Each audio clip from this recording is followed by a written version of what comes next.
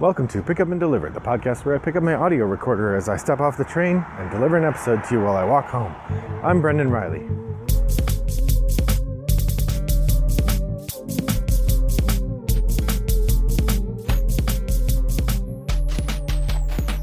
Well, good afternoon, listeners. It is a lovely day here in suburban Chicago.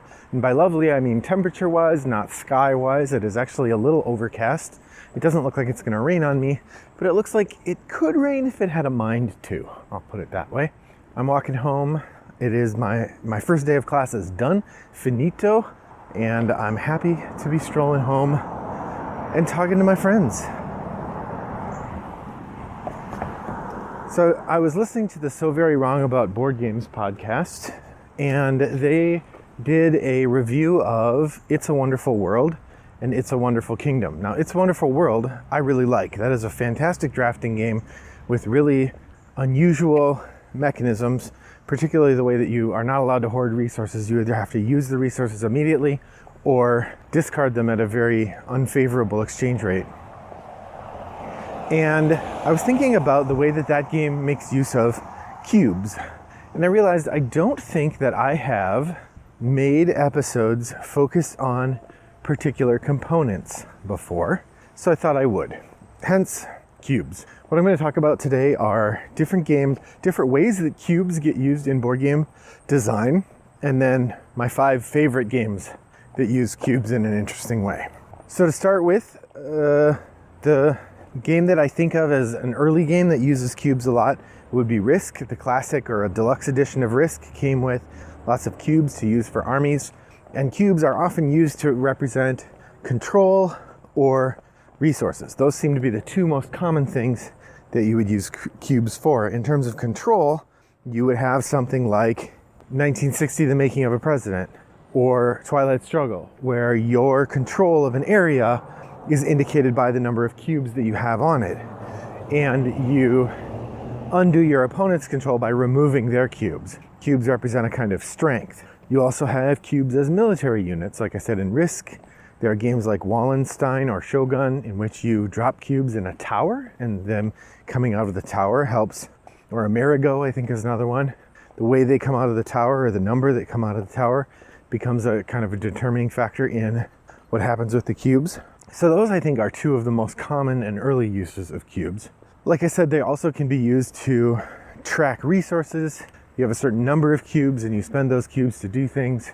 I think modern games tend to have moved toward other kinds of tokens as well, or instead, but it still is not uncommon for cubes to represent resources. In particular, one example of that would be Century, Century Spice Road, which uses cubes to represent spices. Now, I would suggest that this is a lack of quality choices or quality components, in that the spices in Century are meant to be spices. So I would be more interested in seeing some shaped wooden pieces that represent these different spices visually.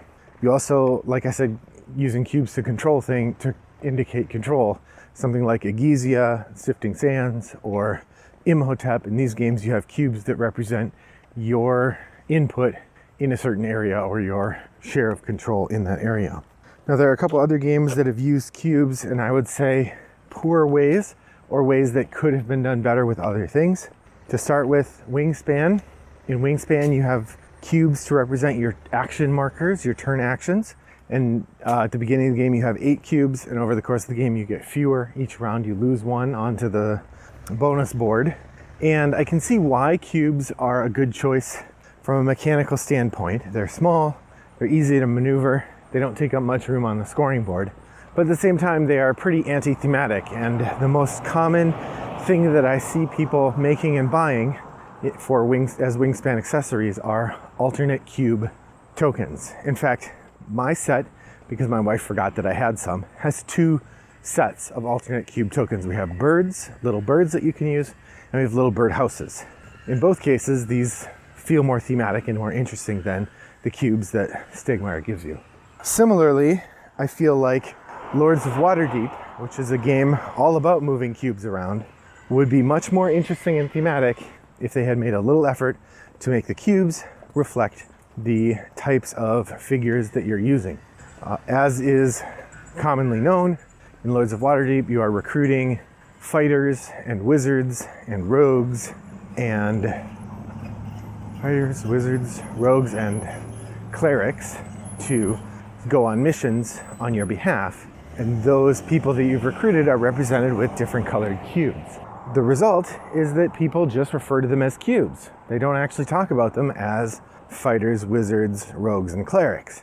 They say, give me a black cube. Now, whenever I've played, we've always enforced a thematic language that you have to use the language of the resource type when you're recruiting it. But ultimately, the game just comes with cubes. So those are some games that I think have not used cubes as well as they could have. As I head toward the end of the episode, this is a little bit shorter one, I want to share with you 5 games that I think do use cubes in an entertaining way, or in a way that I think works really well. First off, from the point of resources, I have 2 games. First is Tiny Towns. In Tiny Towns, you are taking cubes and you are putting them on your board, and then you're substituting. When you have cubes in the right arrangement, then you take the cubes off and you put on a building instead. And over the course of the game, you score points for building different buildings, and you end the game when you have your building full, or your board full, so your cubes get used up. Now, you might say, hey Brendan, weren't you just saying that the resources in Century Spice Road should have been some sort of resources? How come you get to use cubes for Tiny Towns? And I would say a couple reasons. One, there are other things in Tiny Towns that create the theme more dramatically. Yes, you are using cubes to represent those different resources that you make buildings out of. But the cubes then turn into little wooden shaped buildings. Those little wooden shaped buildings are really nice, and having them be different, dramatically different from the resources, makes it easy to look at someone else's board and understand what they're doing. So there is a pragmatic reason for not using shaped resources there. And there's also a narrative reason, or a thematic reason, in that you get these wooden building pieces. So it's not as big a deal if you don't get shaped resources. So that's why I'd say Tiny Towns can use resource cubes. The other game that uses resource cubes, and I don't have a problem with it, is Sidereal Confluence. Now, Sidereal Confluence is a weird trading game in which you are trying to come out on top in terms of points by manipulating the other players around the table into making trades with you. Now, the way the game is set up, everybody benefits from trading, and trading becomes a key part of the game. In other words, you need to be able to trade things all over the place. But this is the far future, and these are nameless resources. So I think that I like the game use of resource cubes in Sidereal Confluence because you are constantly trading with other players, and there is no defined meaning for those resources. The game just tells you these are cubes of different colors and that you are trading them with one another. Ultimately, I'm not sure that I have justification to stand very tall on this particular interpretation of the way things should work. I'm not sure I can justify it.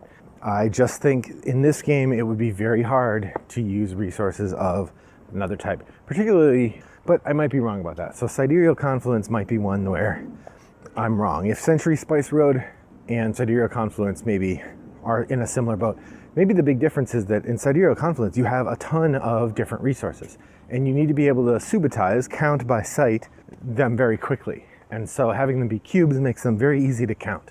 You do have to do that a little bit in Century, but you really only ever have 10 resources at a time. And so having to be able to count them beyond that isn't really that big a deal. So that's why I'm going to say Sidereal Confluence is a yes, while those other games are a no.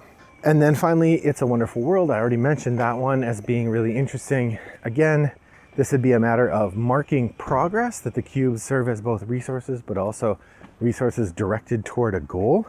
And I think using the cubes in that way gives them a slightly different edge or angle to why you would use them. That said, I think if it were clear what the different cubes meant in Sidereal Confluence, or in It's a Wonderful World, substituting those with tokens of some sort would work just fine. I mean, case in point, take a look at Furnace. Furnace uses shaped tokens instead of cubes, and it works great. In fact, it's far more thematic. Same goes for Via Nebula as well. So, I might be a hypocrite in saying Sidereal Confluence and It's a Wonderful World work well with cubes, but I like the way they handle cubes. Particularly with It's a Wonderful World, the many different things you have to do with the cubes makes them flexible in a way that they might not be if they didn't bunch together and stack so well. Then finally, I want to mention 2 games that just have thematically amusing cubes. These are both games in my collection. They're both games that you've heard about many a time, and probably this specific thing I have mentioned many a time, and that would be the poop cubes in Dungeon Pets, in which whenever a creature is assigned to poop, you add a little poop cube to its pen. Now, I won't have to do that again because I have shaped resources sent to me by a listener. So thank you, listener, for sending me those resources. So I have little poops to put in, which maybe speaks that it didn't actually need to be poop cubes. But I'm amused by the fact that the game calls them poop cubes. And then finally, my favorite result, or favorite version of this, is Martin Wallace's London, 2nd edition, in which your opponents, or you, if you're not careful, you get lots of poverty cubes. And of course, poverty cubes are the negative resource that if you accumulate too many of them and your opponents don't, then you end up really tanking your score because the person who accumulated the least sets the bottom and then everyone else takes penalty for all the rest that they have. And the poverty cubes are deliciously nasty. But again, I don't know that they had to be cubes, but something about the phrase poverty cube is kind of funny to me. So, in and out all over the place with this discussion, but I'm keen to hear what you think about the conversation about cubes. What games that use cubes do you like? Which games use cubes in an amusing way? Should I have mentioned Wombat Rescue, in which the wombats drop cubes because in real life, wombats poop cubes? Why didn't I mention that? I don't know. I don't have the game, so I haven't played it, so maybe that's why. Well, no matter what, that's the end of the episode. So I want to say thank you for joining me today, and I hope that your next walk is as pleasant as mine was. Bye-bye.